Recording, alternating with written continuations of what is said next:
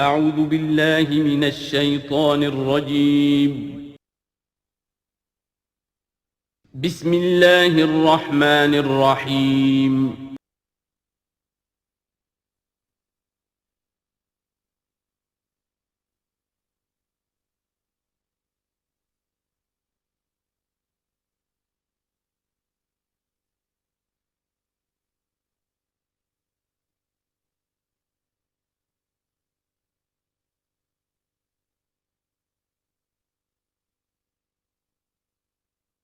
نحمده ونصلي على رسوله الكريم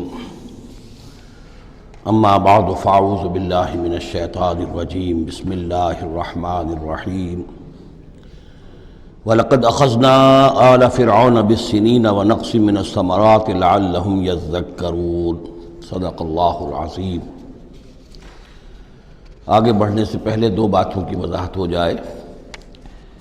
ایک تو تصحیح کرنی ہے مجھے اس بات کی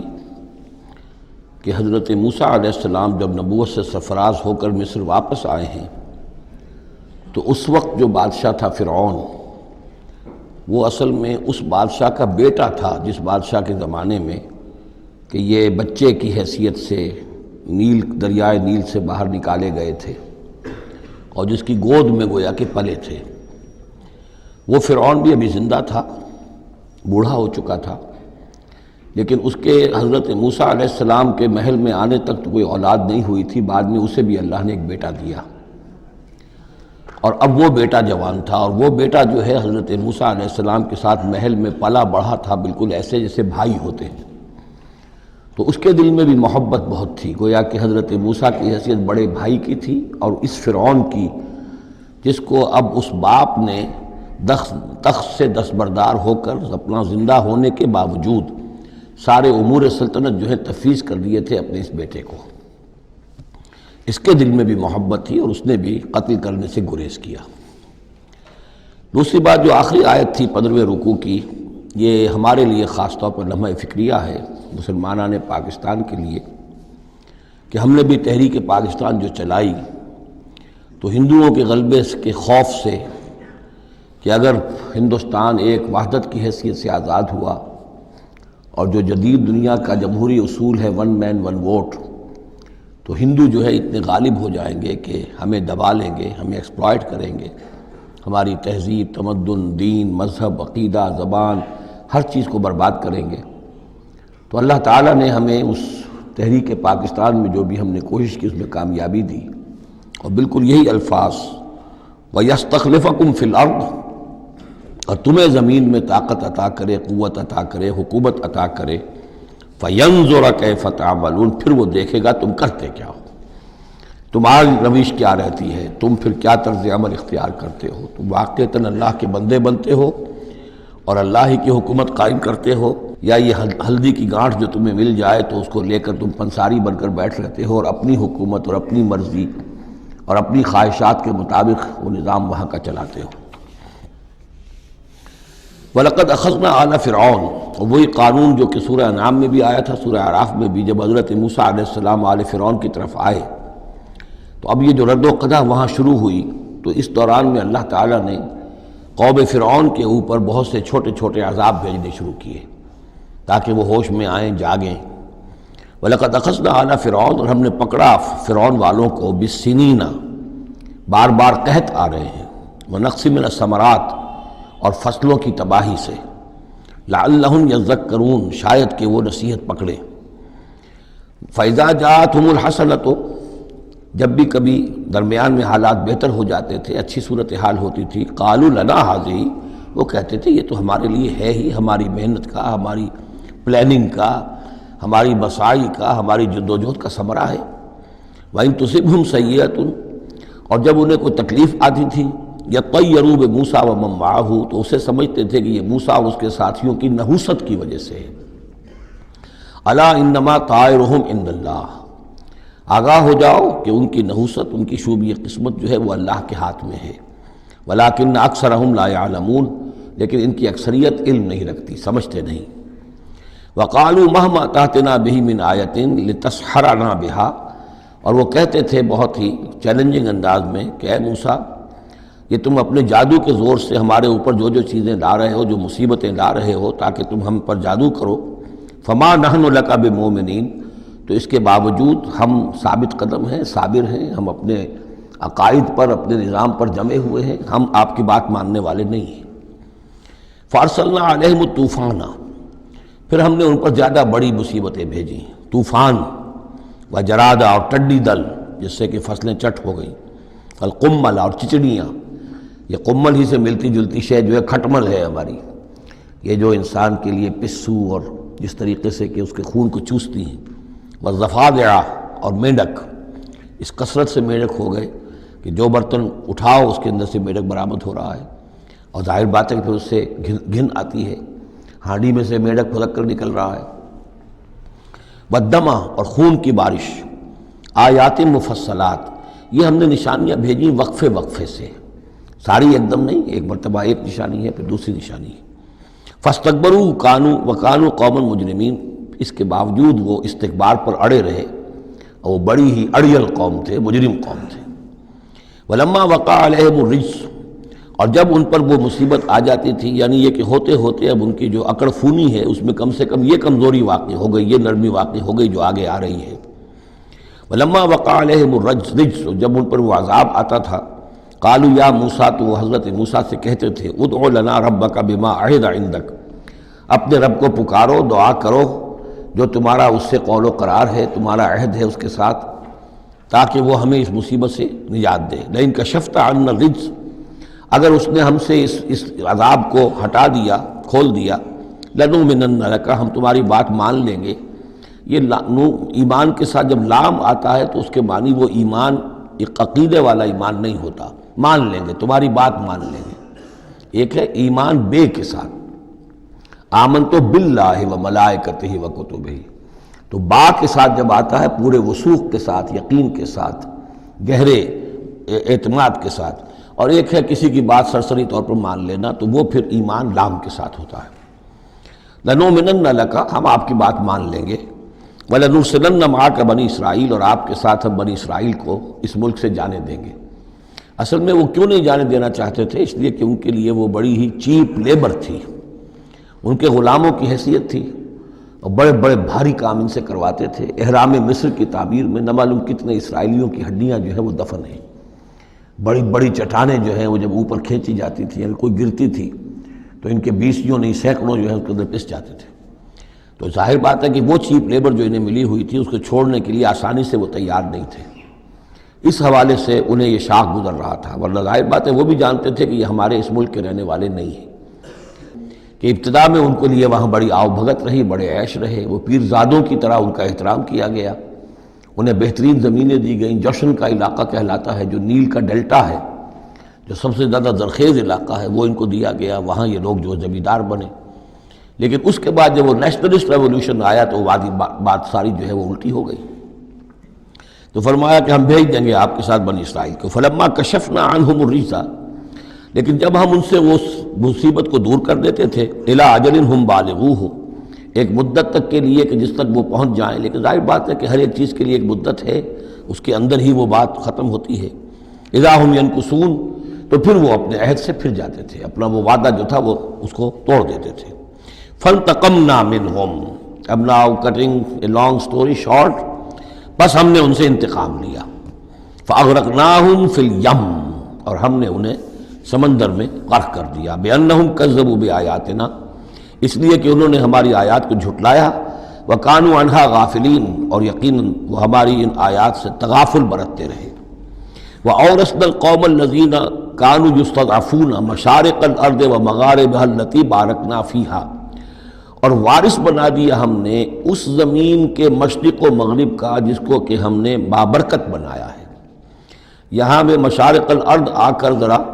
بات کے سمجھنے میں مشکل ہو جاتی ہے، یہ خاص ایک ترتیب ہے رزم کے حوالے سے۔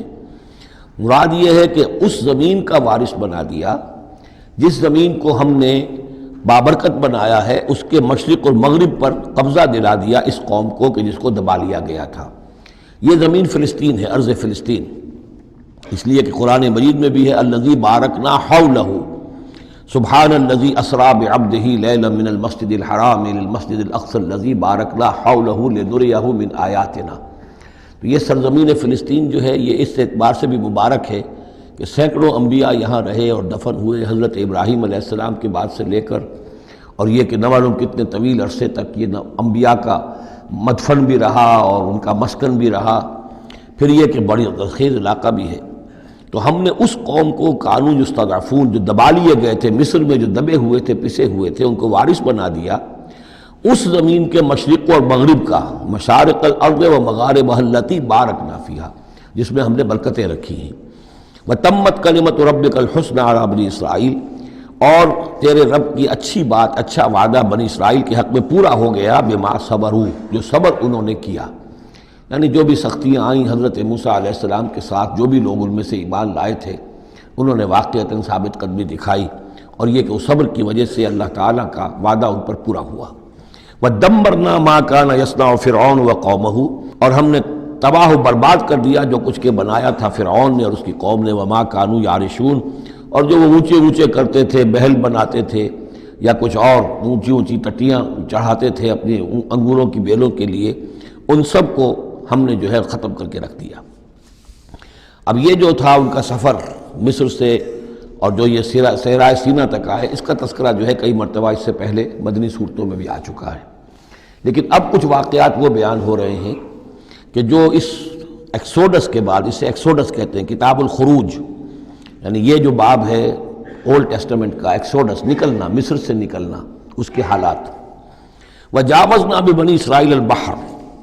اور پار اتار دیا ہم نے بنی اسرائیل کو سمندر کے یا دریا کے، فَأَتَوْا عَلَىٰ قَوْمٍ، تو ان کا گزر ہوا، پہنچے وہ ایک ایسی قوم پر، یعکفون علی اصنام لہم، جو اعتکاف کرتے تھے اپنے اپنے بتوں کا۔ یہ لفظ ذرا یہاں پر نوٹ کیجئے، اعتکاف کرنا۔ اصل میں جو فلسفہ ہے بت پرستی کا، جسے کہ آج کے دور میں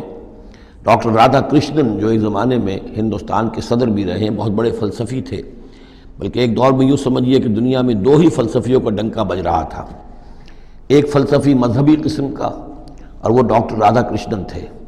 اور ایک فلسفی ملحد قسم کا، وہ برٹرنڈ رسل تھا، اور یہ دونوں تقریباً ایک ہی عمر کے ہم عمر، اور دونوں ہی 90 سے اوپر ہو کر فوت ہوئے ہیں۔ تو ڈاکٹر رادھا کرشنن نے ہندوستان کے فلسفے کو گویا کہ زندہ کر دیا اپنی تصنیفات کے ذریعے سے۔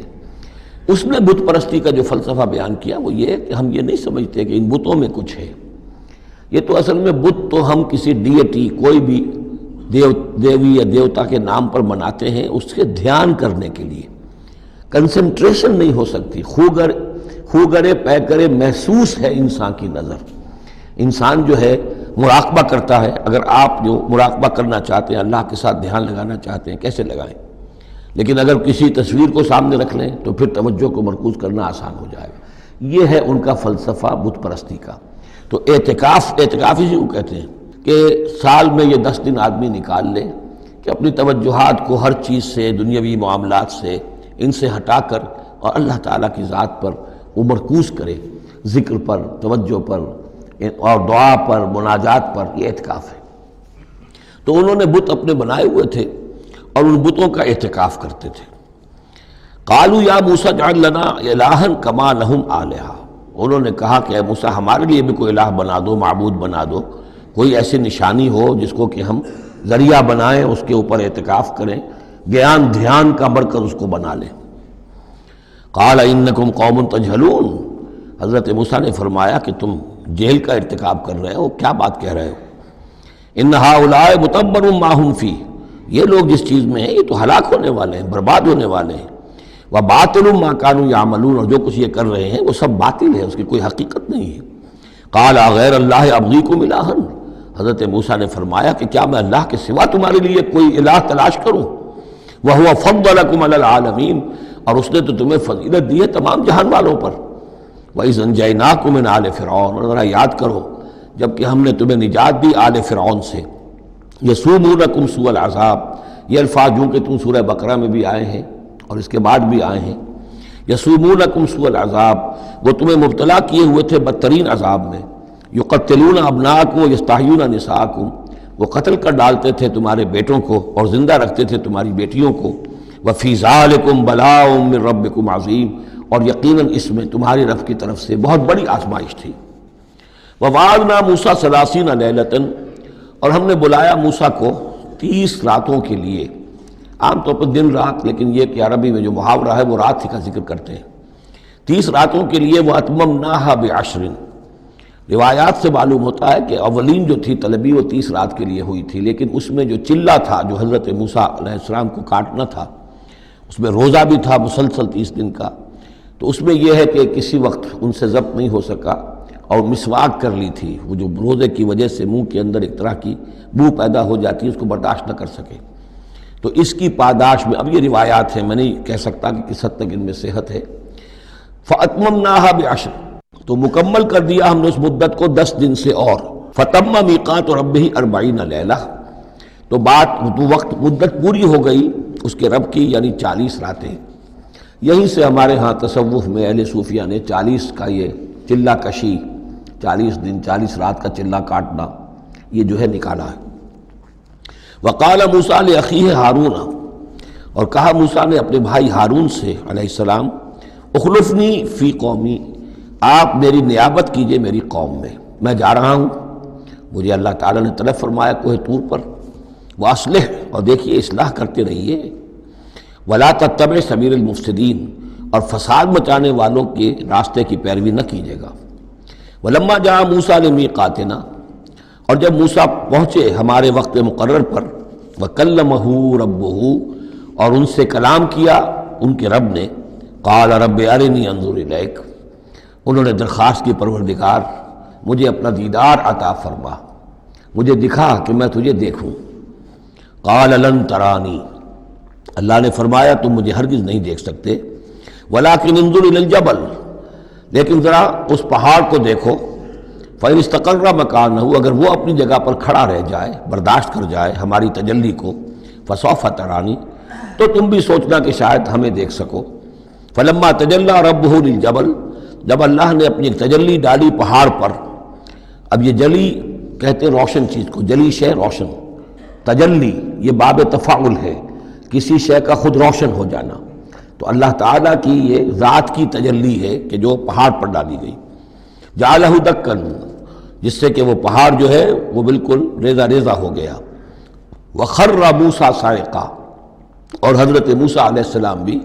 تجلی باری تعالیٰ کے اس بالواسطہ مشاہدے کے نتیجے میں بھی وہ بے ہوش ہو کر گر پڑے۔ فلما افاقا، جب انہیں افاقہ ہوا، ہوش میں آئے، قال سبحانک، اب انہوں نے کہا اے اللہ تو پاک ہے، تبت الیک، میں تیری جناب میں توبہ کرتا ہوں کہ میں نے جسارت کی تھی، میں نے جو ہے اپنی حیثیت سے بڑھ کر تجھ سے سوال کر لیا تھا۔ وانا اول المومنین، اور میں پہلا ہی ہوں ایمان لانے والا، بغیر دیکھے تجھے ماننے والا ہوں۔ قال یا موسیٰ انی اصطفیتک علی الناس برسالاتی، اللہ نے فرمایا موسیٰ میں نے تمہیں چن لیا ہے لوگوں پر، تمام انسانوں میں سے تمہیں چنا ہے، پسند کیا ہے اپنے پیغام کے لیے، رسالات کے لیے، وبکلامی، اور اپنے کلام کے لیے۔ یہ خاص مقام ہے، امتیازی مقام ہے حضرت موسیٰ کا۔ کلم اللہ موسیٰ تکلیم، فخذ ما آتیتک وکن من الشاکرین، تو لے لو جو میں تمہیں دے رہا ہوں اور بن جانا شکر کرنے والوں میں، یعنی یہ الواح جو ہے جو ہم دے رہے ہیں اس میں احکام لکھے ہوئے ہیں، یہ تم لے لو اور ان کا حق ادا کرو۔ وَكَتَبْنَا لَهُ فِي الْأَلْوَاحِ، اور ہم نے لکھ دیا اس کے لیے تختیوں پر،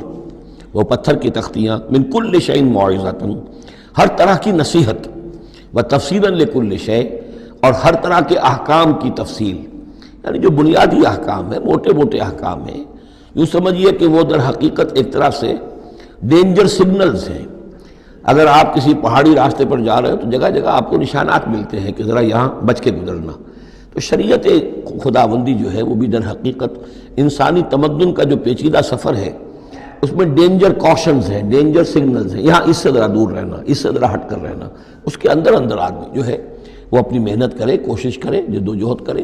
مباحات کے دائرے کے اندر جو بھی اس کا ہے چوائس اس کو اختیار کر لے، لیکن جو محرمات ہیں وہ حدود ہیں، تلک حدود اللہ فلا تقربوہا۔ تو شریعت کی جو آسمانی شریعت ہے اصل بنیاد یہی ہے کہ زندگی کے ہر گوشے سے متعلق چند موٹے موٹے احکام دے دیے، اس کے اندر جو ہے وہ کھلا چھوڑ دیا انسان کو کہ اب اس کے اندر اپنی سمجھ سے، اپنے اجتہاد سے، اپنی کوشش سے، اپنی عقل کو بروئے کار لا کر کام کرو۔ وَكَتَبْنَا لَهُ فِي الْأَلْوَاحِ مِنْ كُلِّ شَيْءٍ مَوْعِظَةً وَتَفْصِيلًا لِكُلِّ شَيْءٍ فَخُذْهَا بِقُوَّةٍ، تو اے موسیٰ اس کو تھام لو مضبوطی کے ساتھ، وَأَمُرْ قَوْمَكَ، اور اپنی قوم کو بھی حکم دو، يَأْخُذُوا بِأَحْسَنِهَا، کہ وہ اسے پکڑیں، اس کو تھامیں اس کی بہترین صورت کے اندر۔ اس کے مراد کیا ہے کہ ہر معاملے کے اندر درجے ہوتے ہیں۔ آپ کو ایک چیز بتائی جا رہی ہے، اس میں ایک درجہ اونچا ہے، ایک اس سے کمتر ہے، آپ اونچے سے اونچے درجے کی طرف آنے کی کوشش کیجئے۔ یہی بات جو ہے مسلمانوں سے بھی پھر کہی گئی ہے، آخری پاروں میں ہم دیکھیں گے چل کر کہ وہ لوگ کہ جو کلام کو سنتے ہیں، یستمعون القول فیتبعون احسنہ، وہ کلام کو سنتے ہیں پھر جو اس کی بہترین بات ہوتی ہے اس کو اختیار کرتے ہیں۔ ایک یہ ہوتا ہے آدمی سوچتا ہے کچھ اور کمی والی بات ہو جائے، ڈھیل ہو جائے، رعایت ہو جائے، چلیے پاس مارکس مجھے مل جائیں، مجھے فرسٹ ڈویژن نہیں چاہیے، مجھے سیکنڈ ڈویژن نہیں چاہیے، ڈسٹنکشن نہیں چاہیے، پاس ہی ہو جاؤں۔ لیکن یہ معاملہ دین میں نہیں ہونا چاہیے، یہ معاملہ دنیا میں کرو۔ دین میں اچھے سے اچھا، اعلی سے اعلیٰ، جیسا کہ ہم پڑھ چکے ہیں سورہ مائدہ کے اندر، اذا اتقوا وآمنوا وعملوا الصالحات ثم اتقوا وآمنوا ثم اتقوا واحسنوا واللہ یحب المحسنین۔ ہے جستجو کہ خوب سے خوب تر کہاں، کیوں نہیں بہتر سے بہتر کی طرف جاتے؟ جتنا آج وقت لگا رہے ہو دین کے لیے اس سے زیادہ لگاؤ کل، اور پرسوں سے آگے تمہارا قدم پڑنا چاہیے، نہ یہ کہ آدمی جو ہے وہ پیچھے کی طرف دیکھے۔ وَأَمُرْ قَوْمَكَ يَأْخُذُوا بِأَحْسَنِهَا، اس کا جو بہترین رخ ہے اس کو اختیار کریں۔ سَأُرِيكُمْ دَارَ الْفَاسِقِينَ، ان قریب میں تمہیں وہ گھر دکھا دوں گا جو اس وقت فاسقوں کے قبضے میں ہے۔ یعنی یہاں جو کچھ ہوا ہے، کوہ طور جو ہے وہ سمجھ لیجئے کہ وہ سینائی پیننسلا کا جو ساؤدرن ٹپ ہے وہاں پر ہے تقریباً کوہ طور۔ تو گویا کہ خلیج سویز کو کراس کیا، یا کہیں سے کسی جھیل کو کراس کر کے مصر سے آئے سینائی پیننسلا میں، پھر یہ کہ خلیج سویز کے ساتھ ساتھ ہو کر ساؤدرن ٹپ تک پہنچ گیا پورا قافلہ۔ یہاں پڑاؤ رہا ان کا طویل عرصے تک، اور یہیں پر پھر حضرت موسیٰ علیہ السلام طلب کیے گئے کوہ طور پر۔ وہاں سے اب واپس آ گئے، اب ان سے کہا گیا کہ آگے بڑھو، اور خلیج عقبہ کے ساتھ ساتھ ہو کر داہنی جو ہے کھاڑی جو ہے ریڈ سی کی، اس سے آگے بڑھو، اور فلسطین میں جا کے اب تمہیں جنگ کرنی ہے۔ تمہارا وہ ملک جو ہے جو تم چھوڑ کر آئے تھے تقریباً یوں سمجھیے کہ 700-800 برس پہلے یا اس کے آس پاس، اب اس کے اوپر قبضہ ہے مشرکوں کا، کافروں کا، جاہلوں کا۔ اب اس اپنی سرزمین کو ان سے آزاد کرانے کے لیے اب تمہیں جہاد کرنا ہے، وہ جس کا ذکر ہم سورہ مائدہ میں پڑھا ہے۔ تو اس کا یہاں پر تذکرہ ہو رہا ہے، سأُرِيكُمْ دَارَ الْفَاسِقِينَ، یعنی وہ فلسطین تک اب میں تمہیں لے جاؤں گا اور تمہیں دکھا دوں گا وہ جگہ جو تمہارا اصل مسکن ہے، اور اس کے لیے یہ ہے کہ تمہیں اب ان فاسقوں کو وہاں سے نکالنا ہوگا۔ سأصرف عن آیات الذین یتکبرون فی الارض بغیر الحق، میں پھیر دوں گا اپنی آیات سے ان لوگوں کے رخ کو جو زمین میں ناحق تکبر کرتے ہیں۔ یعنی یہ خود اللہ تعالیٰ فرما رہے ہیں جن کے اندر تکبر ہے میں خود ان کا رخ پھیر دیتا ہوں، وہ ہماری آیات کو دیکھتے ہی نہیں، سمجھتے ہی نہیں، اس لیے کہ تکبر ہے۔ تکبر وہ شے ہے جو اللہ کو سب سے زیادہ ناپسند ہے۔ فرمایا گیا ہے ایک حدیث میں، حدیث قدسی میں، الکبر ردائی، تکبر میری چادر ہے۔ تو اگر کوئی اور تکبر کرتا ہے تو گویا کہ میری چادر میرے شانے سے وہ گھسیٹ رہا ہے، تو اس کے خلاف میرا اعلان جنگ ہے۔ ایک اور حدیث میں فرمایا لن يدخل الجنہ من کان فی قلبہ مثقال حبۃ من کبر، جنت میں کبھی داخل نہیں ہو سکے گا وہ شخص جس کے دل میں دانے کے برابر بھی تکبر ہے۔ تکبر سب سے بڑا روگ ہے۔ تو جن لوگوں کے اندر تکبر ہے ہم ان کا رخ پھیر دیتے ہیں اپنی آیات سے، ہم انہیں اس کا اہل نہیں سمجھتے کہ وہ ہماری آیات کو سمجھیں اور دیکھیں۔ وَإِن يَرَوْا كُلَّ آیَةٍ لَا يُؤْمِنُوا بِهَا، اور اگر وہ سرسری طور پر دیکھ بھی لیں، ساری نشانیاں دیکھ لیں، تب بھی وہ ایمان لانے والے نہیں ہیں۔ وَإِن يَرَوْا سَبِيلَ الرُّشْدِ لَا يَتَّخِذُوهُ سَبِيلًا، اور اگر وہ دیکھ بھی لیں کامیابی کا اور سعادت کا اور ہدایت کا راستہ، تب بھی اس راستے کو اختیار نہیں کریں گے۔ وَإِن يَرَوْا سَبِيلَ الْغَيِّ يَتَّخِذُوهُ سَبِيلًا، اور جب بھی ان کے سامنے آئے گا کجی کا راستہ، ٹیڑھ کا راستہ، گمراہی کا راستہ، اسے وہ اختیار کریں گے۔ یعنی یہ ساری چیزیں ان کی کس وجہ سے ہیں کہ ان کے دلوں میں تکبر ہے۔ ذالک بانہم کذبوا بآیاتنا، یہ اس لیے کہ انہوں نے ہماری آیات کو جھٹلایا اپنے تکبر کی بنیاد پر، وکانوا عنہا غافلین، اور اس سے تغافل برتتے رہے۔ والذین کذبوا بآیاتنا ولقاء الآخرۃ، اور جو لوگ بھی جھٹلائیں گے ہماری آیات کو اور آخرت کی ملاقات کو، حبطت اعمالہم، ان کے سارے اعمال حبط ہو جائیں گے۔ اپنی جگہ وہ بڑی نیکیاں کما رہے ہوں، جیسے کہ قریش مکہ تھے، ہم کعبے کی خادم ہیں، کعبے کی خدمت کر رہے ہیں، کعبے کو صاف رکھتے ہیں،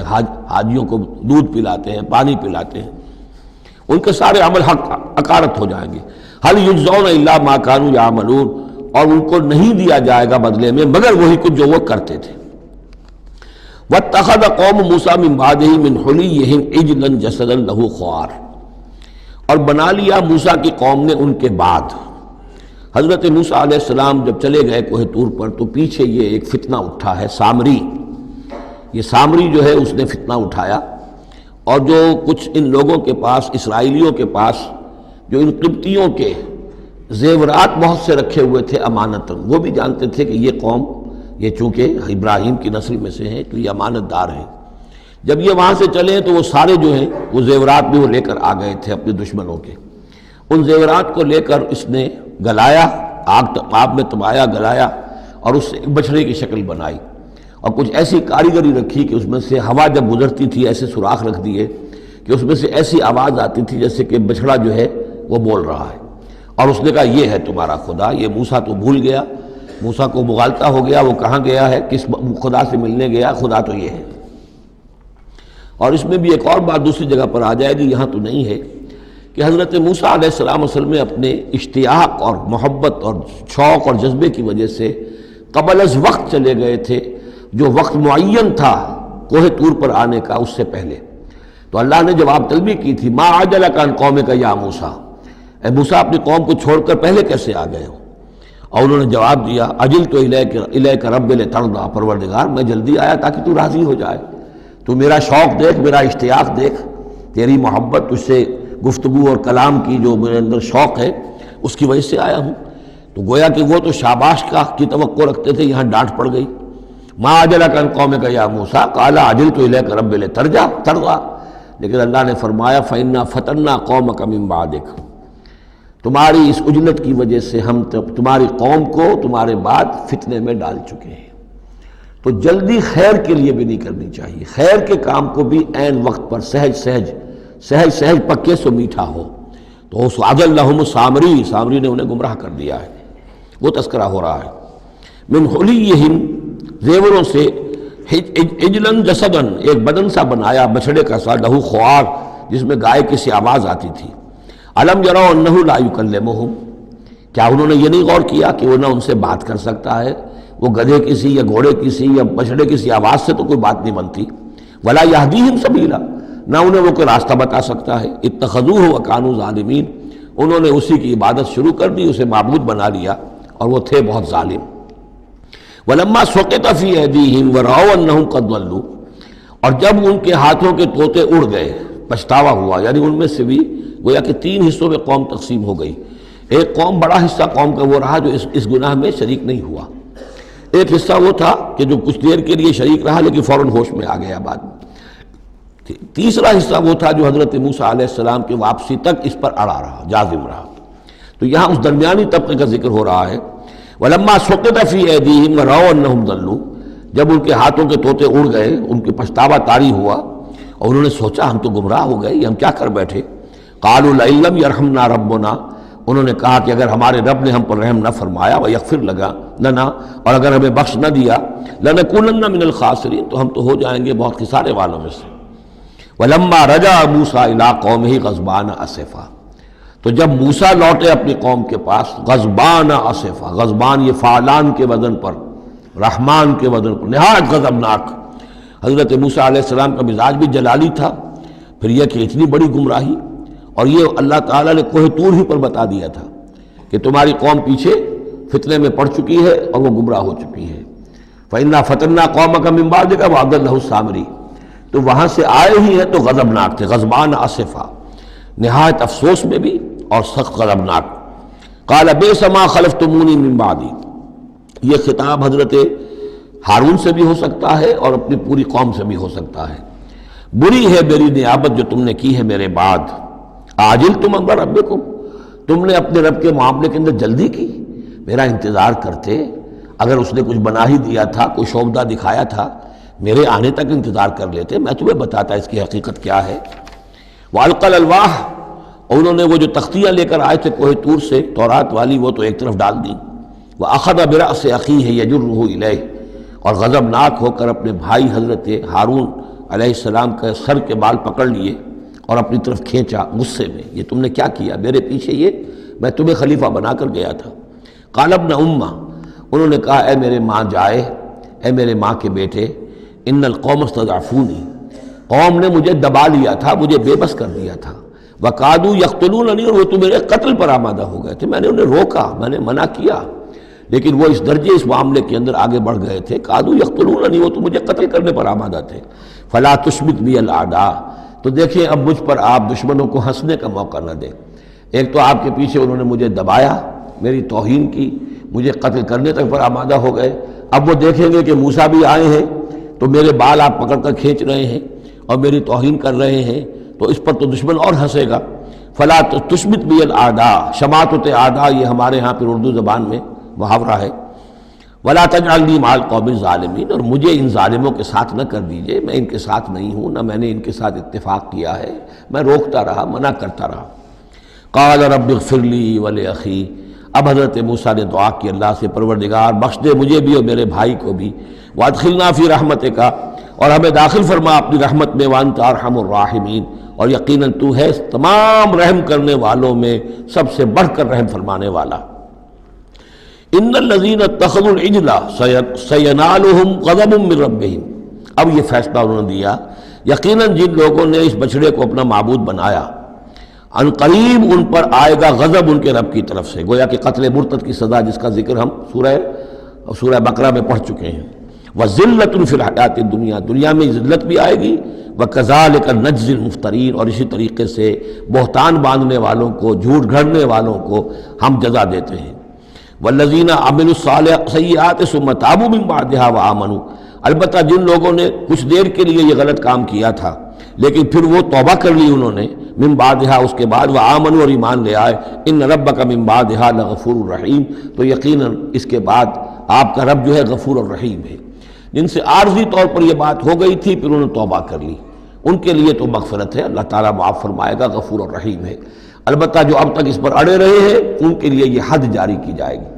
یہ بالکل ایسے ہی جیسے سورہ مائدہ میں ہم نے پڑھا ہے محاربے والی آیت میں، کہ اگر کوئی ڈاکو ہیں، راہزن ہیں، کوئی ملک کے اندر فساد مچا رہے ہیں،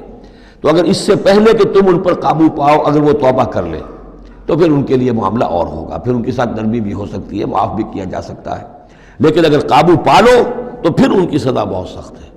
لیکن قابو پانے سے پہلے توبہ کر لیں تو ان کے لیے نرمی۔ اسی طرح یہاں معاملہ ہے۔ وَلَمَّا سَكَتَ عَن مُوسَى الْغَضَبُ، جب موسیٰ کا غصہ کو ٹھنڈا پڑا، أَخَذَ الْأَلْوَاحَ، اب انہوں نے وہ تختیاں اٹھائیں، وَفِي نُسْخَتِهَا هُدًى وَرَحْمَةٌ لِّلَّذِينَ هُمْ لِرَبِّهِمْ يَرْهَبُونَ، اور اس کی تحریر میں لکھا ہوئی تھی رحمت، ہدایت بھی اور رحمت بھی ان لوگوں کے حق میں جو اپنے رب سے ڈرتے ہیں، اپنے رب کا تقوی اور خوف رکھتے ہیں۔ وَاخْتَارَ مُوسَىٰ قَوْمَهُ 70 رَجُلًا لِمِيقَاتِنَا، اب ایک تو سزا دے دی گئی، ایک تو پرج ہو گئی، اور یہودی جو ہیں جنہوں نے کہ آخری وقت تک اس کے اوپر قائم رہے انہیں قتل کر دیا گیا۔ اب اس کے بعد ایک اجتماعی توبہ کے لیے حضرت موسیٰ علیہ السلام نے اپنی قوم کے 70 سرکردہ افراد کو لیا، واختارا چن لیا،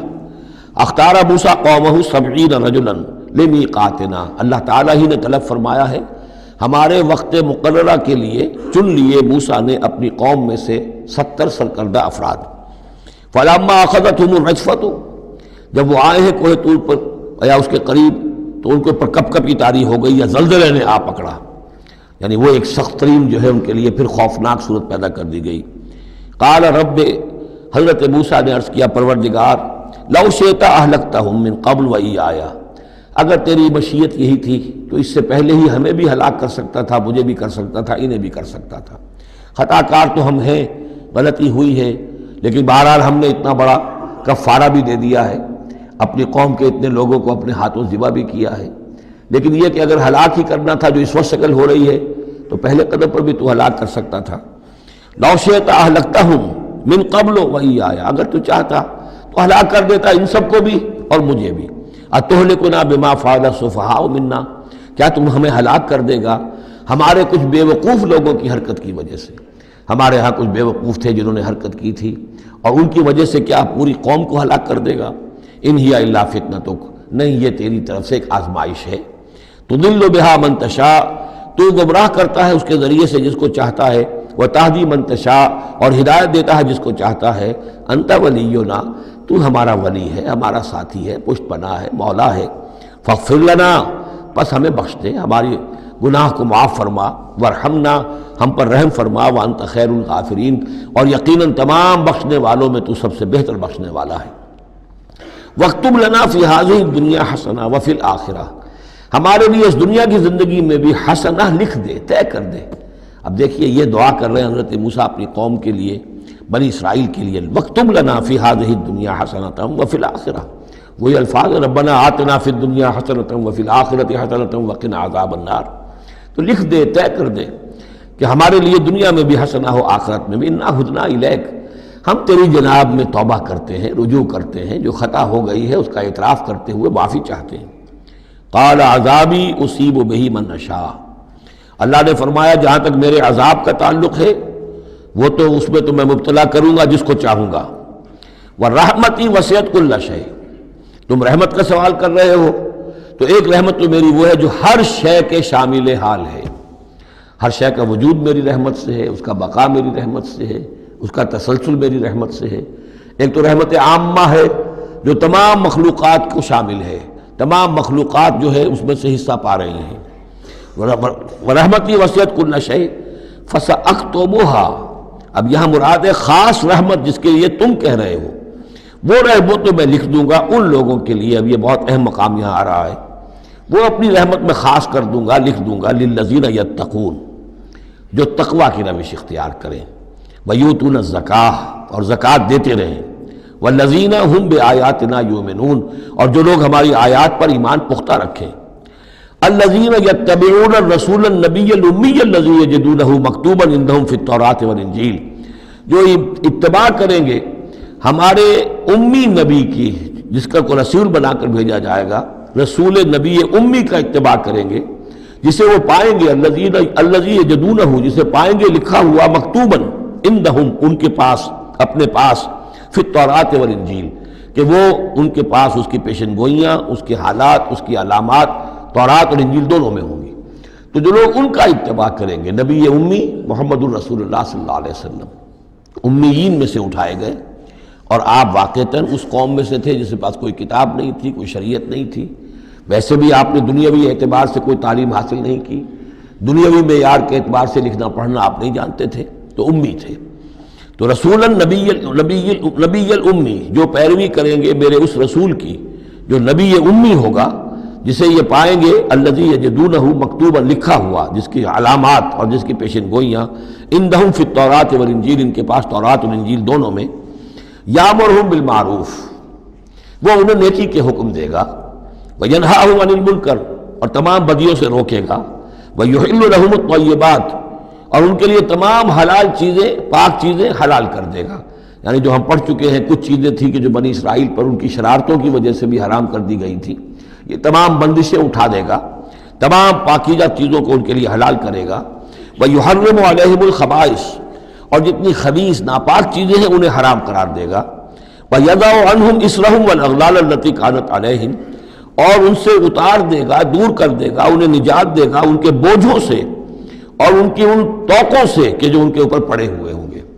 یعنی مختلف رسوم اور رواج، ان کے توق جو لوگ باندھ لیتے ہیں اپنے گلوں کے اندر، چاؤ میں کچھ لوگ دولت والے جو ہیں وہ نئی رسمیں ایجاد کرتے ہیں، نئے تہوار ایجاد کرتے ہیں، نئی جو ہے، اور تقریبات کا چرچا ہو جاتا ہے، غریبوں کے لیے پھر ان کو پورا کرنا پڑتا ہے، شادی بیاہ کی یہ تقریبات ہیں، اب جن کے پاس حرام کی دولت کے انبار جمع ہیں ان کے لیے تو اپنی دولت مندی کے اظہار کا موقع ہے، کیسے پتہ چلے گا ہم دولت مند ہیں؟ اسی طریقے سے جیسے کہ ہندوؤں کے ہاں بنیے کی دولت کیا لگتی تھی مکان پر یا بیاہ شادی پر، باقی کھانا پینا ان کے ہاں نہیں تھا، نہ اچھا پہننا، نہ اچھا کھانا، نہ اچھا پینا، لیکن مکان بنائیں گے تو عالیشان، اور دوسرے یہ کہ شادی کریں گے تو پھر ٹھاٹ کے ساتھ، یہی ہمارے ہاں بھی معاملے چلے آ رہے ہیں، وہ ہندوانہ پس منظر ہے اور اس میں رسومات ہیں۔ اب یہ امیروں کے لیے تو چونچلے ہیں، غریبوں کے لیے یہ اسر اور اغلال ہیں، اسر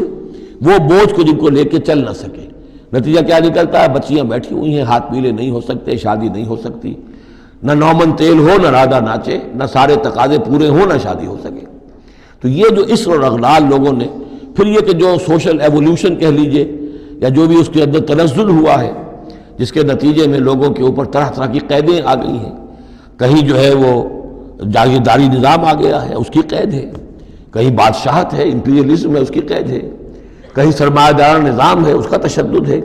تو محمد جب آئیں گے، یہ اللہ تعالیٰ فرما رہے ہیں، تو ان تمام قیدوں سے نجات دلائیں گے، ان تمام بوجھوں سے نوع انسانی کو نجات دیں گے، عدل اور قسط کا نظام قائم کریں گے۔ تو وہ چاہے رسومات کی شکل میں ہو، اور چاہے یہ کہ ایک نظام ظالمانہ ایکسپلائٹیٹو اگر نظام ہے، ریپریسو نظام ہے، تو اس کو ہٹا کر فالذین آمنوا بہ۔ اب یہ جو الفاظ آ رہے ہیں اس آیت مبارکہ کے، یہ بہت اہم ہے، اس پر میرا ایک پورا کتابچہ موجود ہے کہ جس کا عنوان ہے نبی اکرم صلی اللہ علیہ وسلم سے ہمارے تعلق کی بنیادیں۔ فالذین آمنوا بہ، گنتی کر لیجئے، تو جو لوگ ان پر ایمان لائیں گے، پہلی شرط ہے ایمان، وعزروہ، اور ان کا ادب کریں گے، ونصروہ،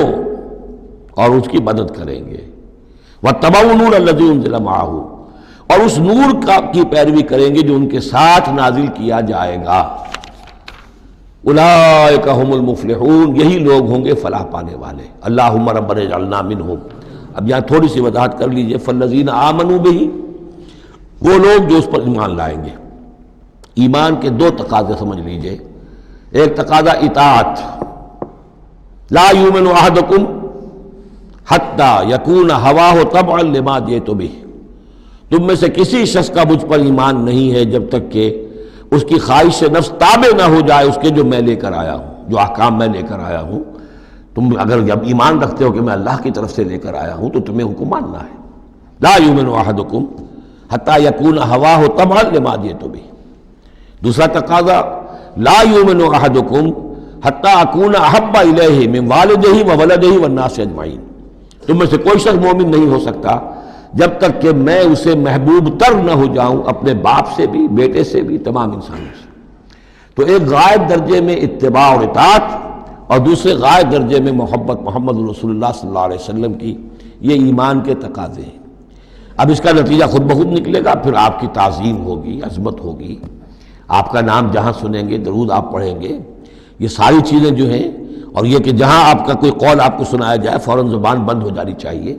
پھر یہ نہیں کہ اپنی عقل جو ہے آدمی لڑا رہا ہے، ہاں اس کی تحقیق ہو سکتی ہے کہ واقعتاً یہ حضور نے فرمایا یا نہیں فرمایا، یہ حدیث ضعیف ہے، مضبوط ہے، کیسی ہے، لیکن اس وقت خاموش ہونا ضروری ہے۔ جب کسی نے کہا یہ حدیث ہے، ہو سکتا ہے کہ حدیث صحیح ہو اور حضور کی طرف اس کی نسبت جو ہے وہ صحیح ہو، مضبوط ہو، لہذا فوری طور پر اپنی زبان بند کر دینا یہ ادب کا تقاضا ہے۔ تو وعزروہ ہو ونصروہ ہو، اور مدد کرے۔ مدد کس کام میں؟ حضور نے ذاتی تو اپنی کوئی امپائر بلڈ نہیں کی، نہ آپ نے اپنے لیے کوئی جاگیر بنائی، نہ کوئی جائیداد بنائی۔ کس کام کے لیے نصرت چاہیے تھی؟ اللہ کے دین کے لیے، اس کے غلبے کی جد و جہد، اس کے لیے بھیجے گئے محمد صلی اللہ علیہ وسلم۔ هو الذی ارسل رسولہ بالہدی ودین الحق لیظہرہ علی الدین کلہ، اور اس کے لیے پکار ہے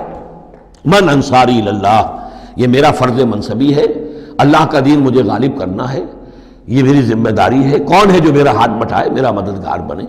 تو یہ میدان اب بھی کھلا ہوا ہے۔ دین پہلے غالب ہوا تھا، پھر مغلوب ہو گیا، اور اب تو مغلوب ہے۔ پوری دنیا میں کہیں بھی ہم ایک انچ زمین نہیں دکھا سکتے جہاں کہہ سکے دنیا سے، نوع انسانی سے، کہ اور دیکھو یہاں یہ اصل دین موجود ہے بتمام و کمال۔ تو وہ مشن جو ہے محمد رسول اللہ صلی اللہ علیہ وسلم کا، وہ اب بھی زندہ ہے، لہذا اس کی مدد کرنی ہے۔ واتبعوا النور الذی انزل معہ، اور اس مشن کی تکمیل میں جو راستہ ہے، جو طریقہ اللہ نے بتایا ہے، وہ اس قرآن کے ذریعے سے ہے۔ تذکیر قرآن سے، تبلیغ قرآن کی، انذار قرآن سے، تبشیر قرآن سے، تعلیم قرآن کی، یتلو علیہم آیاتہ ویعلمہم الکتاب والحکمۃ ویزکیہم، اس کے ذریعے سے لوگوں کو کھینچو، لوگوں کو نکالو گندگیوں میں سے اور اندھیروں میں سے،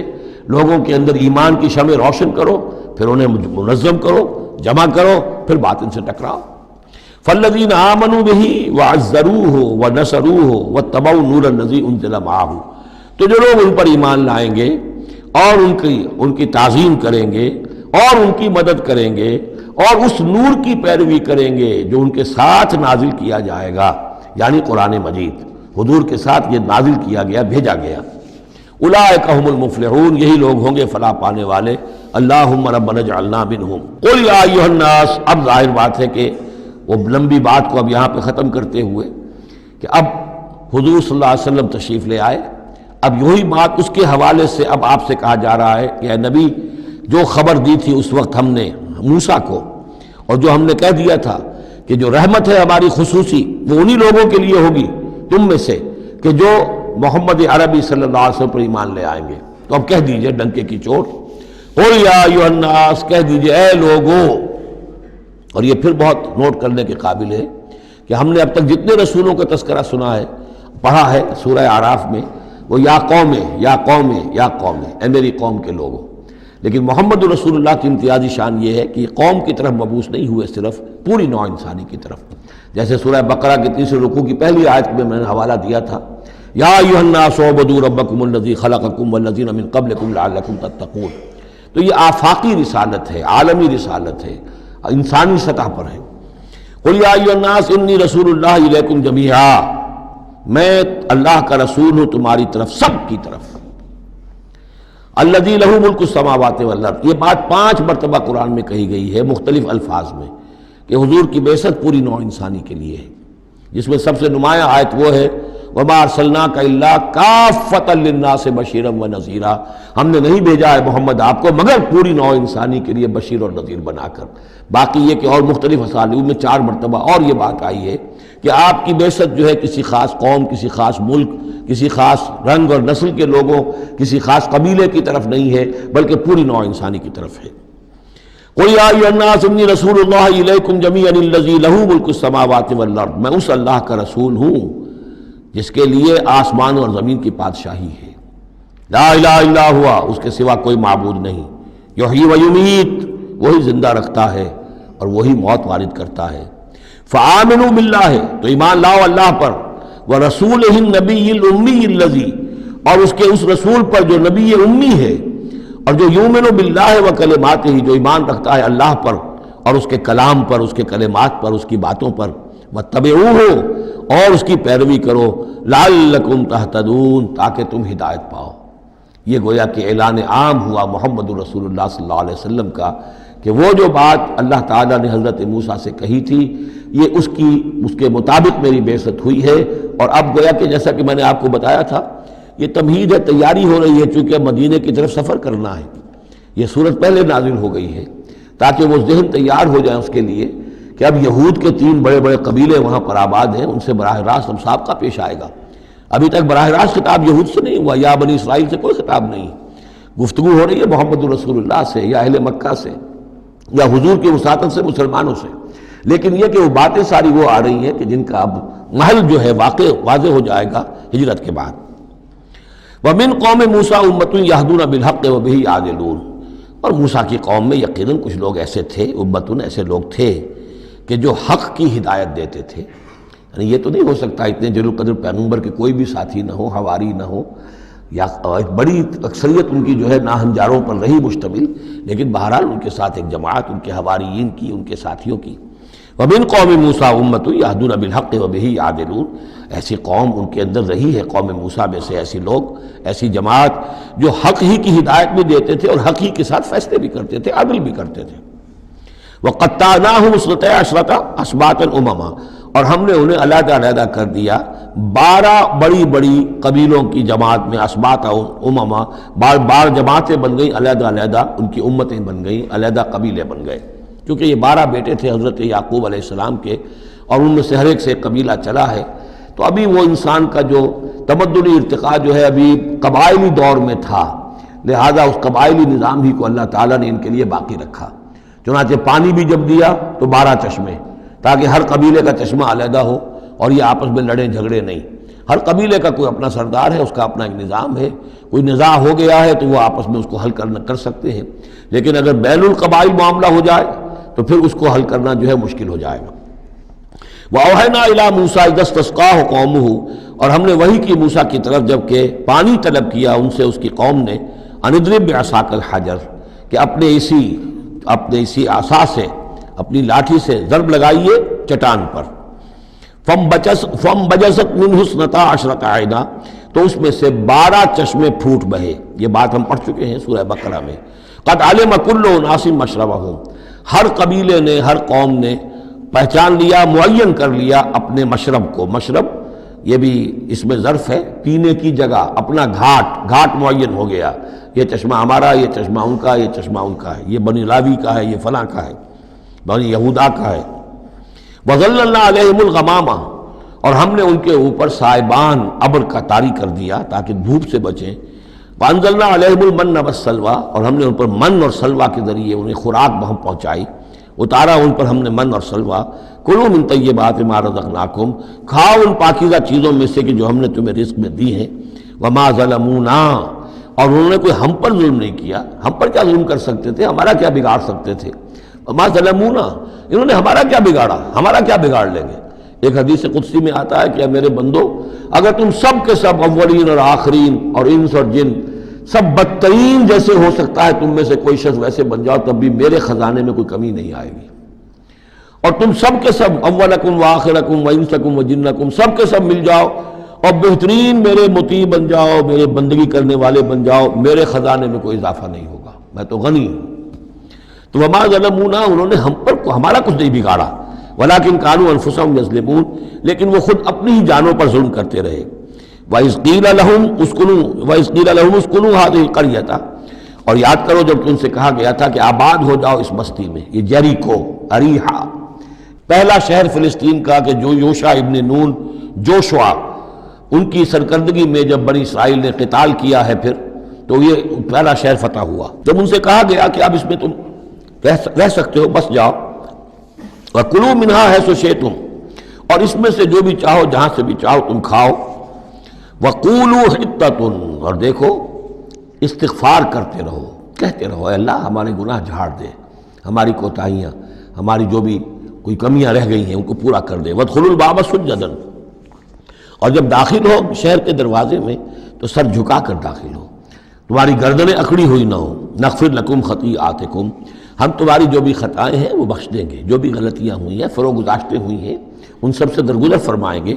سنزید المحسنین، اور نہ صرف یہ کہ وہ خطائیں معاف کر دیں گے، جو ان میں سے محسن ہوں گے تم میں سے انہیں تو اب اور دیں گے، ان کے درجات بلند کریں گے، ان کو اور اونچے سے اونچے مراتب عطا کریں گے۔ فبدل الذین ظلموا منہم قولا غیر الذی قیل لہم، تو بدل دیا ان میں سے جو ظالم تھے، گناہ گار تھے، ایک ایسی بات کو کہ جو ان سے کہی گئی تھی اس کی بجائے، یعنی وہ کہا گیا تھا حطۃ حطۃ حنطۃ حنطۃ، ہمیں گیہوں چاہیے، گیہوں چاہیے۔ فارسلنا علیہم رجزا من السماء، تو ان پر ہم نے آسمان سے ایک عذاب بھیج دیا، جن لوگوں نے وہ غلط حرکت کی تھی ان پر پلیگ آئی، بما کانوا یظلمون، بسبب ان کے اس ظلم کے جو انہوں نے اپنے آپ پر کیا تھا۔ واسألہم عن القریۃ التی کانت حاضرۃ البحر، اور ذرا ان سے سوال کیجئے اس بستی کے بارے میں کہ جو ساحل سمندر پر تھی، حاضرۃ البحر، سمندر کے کنارے پر تھی۔ یہ اب اصحاب سبت کا واقعہ آ رہا ہے۔ اس یادونا، اور عام طور پر خیال یہ کہ جو ایلات کی بندرگاہ ہے یہاں پر یہ واقعہ ہوا تھا، اب بھی وہ ایلات کی بندرگاہ ہے۔ 1967 میں جو جنگ ہوئی تھی عرب اور اسرائیل جنگ، اس میں اصل میں اسی ایلات کی بندرگاہ کا گھیراؤ کر لیا تھا صدر ناصر صاحب نے، بلاکیڈ آف دی ایلات پورٹ، اور اس کے نتیجے میں پھر بڑا زبردست جو ہے حملہ کیا اچانک جو ہے اسرائیل نے، اور یہ کہ صحرائے سینا بھی مصر سے ہتھیا لیا تھا، گولان ہائٹس جو ہے وہ سیریا سے اس نے فتح کر لیے، اور پورا مغربی کنارہ جو اردن کا جو ہے اتنا بڑا علاقہ، زرخیز ترین علاقہ جو ہے فلسطین کا، وہ اردن سے اس نے ہتھیا لیا تھا، جس میں سے صرف سینائی پیننسلا بھی واپس کیا گیا ہے، اور یہ جو مغربی کنارے پر ان کی کوئی ایک آٹونومس سی چھوٹی سی ریاست قائم کرنے کی کوششیں ہو رہی ہیں، باقی یہ کہ گولان ہائٹس پر ابھی کوئی معاملہ نہیں ہوا۔ تو وہیں پر اسی ایلات بندرگاہ پر یہ واقعہ ہوا ہے، وہیں پر یہ کوئی قوم مچھیروں کی آباد تھی۔ وَاسْأَلْهُمْ عَنِ الْقَرْيَةِ الَّتِي كَانَتْ حَاضِرَةَ الْبَحْرِ، وہ سمندر کے کنارے آباد تھی، اِذْ يَعْدُونَ فِي السَّبْتِ، جبکہ وہ سبت کے قانون میں حد سے تجاوز کرنے لگے۔ اِذْ تَأْتِيهِمْ حِيتَانُهُمْ يَوْمَ صَبْتِهِمْ شُرَّعًا، جبکہ آتی تھیں ان کی مچھلیاں ان کے پاس یوم صبتہم، جس دن کہ ان کا سبت ہوتا تھا، شُرَّعًا، شُرَّع جیسے کہ نیزہ کو چلاتا ہے، یعنی یہ کہ کبھی اگر آپ نے کماڑی میں کھڑے ہو کر دیکھا ہو تو کبھی کبھی ایسا ہوتا ہے کہ کوئی مچھلی جو ہے وہ چھلانگ مار کے اوپر آتی ہے پھر اندر چلی جاتی ہے۔ اب ظاہر بات ہے کہ یہ اٹکیلیاں کرتی تھی مچھلیاں، اللہ تعالیٰ نے سکس سینس دے رکھی ہے، حیوانات کو بھی ہے، انہیں پتہ چل گیا تھا ہفتے کا ایک دن ایسا ہے کہ ہمیں کوئی ہاتھ نہیں لگاتا. اب وہ آ رہی ہیں، اٹکیلیاں کر رہی ہیں، چھلانگیں لگا رہی ہیں، یہ کھڑے ہوئے ہیں، ہاتھ بندھے ہوئے ہیں، اس لیے کہ سبت ہے، ہفتے کا دن ہے، پکڑ تو نہیں سکتے. تو سرعن آتے تھے جسے نیزے چل رہے ہوں. وہ یوم لا یثبتون لا یاتیہم، جس دن سبت نہیں ہوتا تھا یعنی باقی 6 دن وہ دور کہیں گہرے پانی میں چلی جاتی تھی. اور گہرے پانی میں جا کے مچھلیوں کا پکڑنا جو ہے اس وقت تک تو انسان کے پاس آلات نہیں تھے. کذالک نبلوہم بما کانوا یفسقون، اس طرح ہم نے انہیں آزمایا تھا، ایک بڑی آزمائش میں ڈال دیا کہ دیکھیں یہ کتنے ثابت قدم رہتے ہیں، شریعت کے حکم پر قائم رہتے ہیں اور فاقہ برداشت کر لیتے ہیں، یا یہ کہ شریعت کے ساتھ کوئی استہزاء کرتے ہیں، تمسخر کرتے ہیں. وَإِذْ قَالَتْ أُمَّةٌ مِّنْهُمْ، یہاں بھی نوٹ کر لیجئے کہ جیسے وہاں معاملہ ہوا 3 حصوں میں یہ قوم تقسیم ہو گئی. ایک حصہ وہ تھا کہ جس نے اس گناہ میں حصہ نہیں لیا اور وہ منع بھی کرتا رہا کہ مت کرو، دیکھو نہیں منکر کا فریضہ سر انجام دیتا رہا. یہ اللہ تعالیٰ کا، وہ کرتے کیا تھے، ہفتے کے روز گئے، گڑھے کھودے اور سمندر کا پانی اس میں لے آئے ساحل کے ساتھ گڑھے کھود کر، تو اس کے ساتھ مچھلیاں بھی آ گئیں. واپسی کا راستہ کر دیا بند، مچھلی کو ہاتھ نہیں لگایا، ہفتے کو اتوار کو جا کے مچھلی پکڑ لی. تو فائدہ کیا ہوا؟ اصل میں ہفتے کا قانون تو یہ تھا کہ ہفتے کا دن تم لگاؤ اللہ کی یاد میں، ذکر میں، عبادت میں، تورات پڑھو، پڑھاؤ، سیکھو، سکھاؤ. 6 دن تم کام کرو دنیا کا، اپنی معاش کا، 7واں دن تم فارغ رکھو اللہ کے لیے، دین کے لیے. لیکن جب وہ گڑھے کھودنے میں دن صرف ہو گیا تو چاہے مچھلی پکڑی یا نہیں پکڑی، تو جو اصل روح تھی اس حکم کی وہ تو ختم ہو گئی. تو یہ ہے کہ جس میں انہوں نے استہزاء کیا، گویا کہ شریعت کا مذاق اڑایا. اب ایک تو وہ تھے کہ جنہوں نے نہ تو اس جرم میں حصہ لیا اور وہ منع بھی کرتے رہے. ایک وہ تھے کہ جو حصہ تو نہیں لیا جرم میں لیکن منع نہیں کرتے تھے، خاموش رہتے تھے. تیسرے وہ تھے کہ جو جرم کے اندر باقاعدہ جری ہو کر وہ حصہ لے رہے تھے. تو اب جو لوگ منع کر رہے تھے ان سے انہوں نے کہا جو منع نہیں کر رہے تھے، جو خود بھی نہیں کر رہے تھے لیکن منع بھی نہیں کر رہے تھے. اس قالت امت، جب کہا اس درمیانی طبقے نے، منہم، ان میں سے، لما تعظون قوما اللہ مہلکہم، کیوں وعظ کر رہے ہو ان لوگوں کو، کیوں اپنے آپ کو ہلکان کرتے ہو کہہ کہ تم، اور نہی عن المنکر کا فریضہ سر انجام دے دے کے تھک گئے ہو. یہ قوم اب ماننے والی نہیں ہے، اللہ اس کو ہلاک کر کے رہے گا. لما تعظون قوما اللہ مہلکہم او معذبہم عذابا شدیدا، یا انہیں پھر عذاب دے گا بہت سخت عذاب. قالوا، اب یہ جواب کن کی طرف سے ہے؟ جو خود بھی بچے ہوئے تھے گناہ سے، روک بھی رہے تھے اپنی امکانی حد تک کہ خدا کے لیے باز آ جاؤ، یہ شریعت کا استہزاء نہ کرو، مذاق نہ اڑاؤ. قالوا معذرۃ الی ربکم، انہوں نے کہا کم سے کم اپنے رب کے ہاں ہم عذر تو پیش کر سکیں گے کہ اے پروردگار، ہم آخری وقت تک انہیں روکتے رہے، ہم نہی عن المنکر کا فرض سر انجام دیتے رہے، ہم نے اپنی بات نہیں چھوڑی. ہم نہ صرف یہ کہ اس گناہ سے خود بچے رہے بلکہ ان گناہ گاروں کو بھی روکتے رہے. وَلَعَلَّهُمْ يَتَّقُونَ، اور یہ اس سے بھی زیادہ اہم ہے، اور کیا پتہ ہو سکتا ہے ان میں تقویٰ پیدا ہو جائے. کیسے آپ کہہ سکتے کسی ایک بندے کی سمجھ میں آ جائے، کوئی ایک شخص تائب ہو جائے؟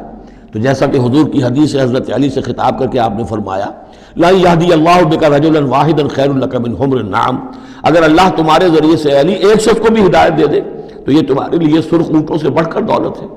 تو اگر ایک بھی بچ جائے، لعلہم یتقون. فلما نسوا ما ذکروا بہ، تو پھر جب انہوں نے نظر انداز کر دیا اس نصیحت کو جو انہیں کی جا رہی تھی، یعنی لگے رہے اپنے اس جرم کے اندر، انجینا الذین ینہون عن السوء، ہم نے بچا لیا ان کو جو کہ بدی سے روکتے تھے. عذاب سے بچے ہیں صرف وہ جو بدی سے روکتے تھے. وَأَخَذْنَا الَّذِينَ ظَلَمُوا بِعَذَابٍ بَئِيسٍ بِمَا كَانُوا يَفْسُقُونَ، اور پکڑ لیا ہم نے ان کو کہ جو اس ظلم میں، گناہ میں اور شریعت کا استہزاء کرنے میں کہ جو مجرم تھے، ان کو ایک بہت ہی برے عذاب میں پکڑا، ان کی اس ناہنجاری کی وجہ سے، سرکشی کی وجہ سے، نافرمانی کی وجہ سے. فلما عتوا عما نہوا عنہ، جب وہ بڑھ گئے، چڑھ گئے، بہت ہی آگے بڑھ گئے ان چیزوں میں جن سے ان کو روکا گیا تھا، قلنا لہم کونوا قردۃ خاسئین، تو ہم نے کہہ دیا کہ اب ہو جاؤ بندر، ذلیل بندروں کی شکل میں ان کی صورت جو ہے وہ تبدیل کر دی گئی. یہ ہے وہ مکمل واقعات جس کا حوالہ اس سے پہلے کئی بار آ چکا ہے. سب سے پہلے سورہ بقرہ میں بھی آیا تھا، اس کی تفصیل یہاں آ گئی ہے. بارک اللہ لی و لکم فی القرآن العظیم و نفعنی و ایاکم بالآیات والذکر الحکیم.